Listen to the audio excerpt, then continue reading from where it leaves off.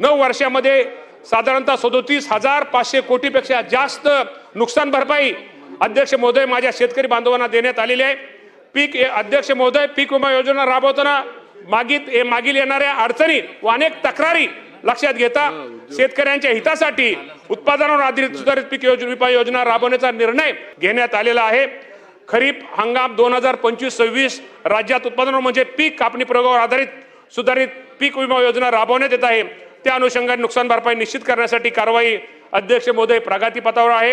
राज्यात पीएम किसान योजनेअंतर्गत पात्र लाभार्थ्यांना आज 22वा हप्ता आज संध्याकाळी 5 वाजता या राज्याचे पंतप्रधान नरेंद्र मोदी साहेब यांच्या हस्ते गुवाहाटी आसाम येथून वितरित करण्यात येणार आहे। संध्याकाळी 5 वाजता हा खूप मोठा कार्यक्रम आहे।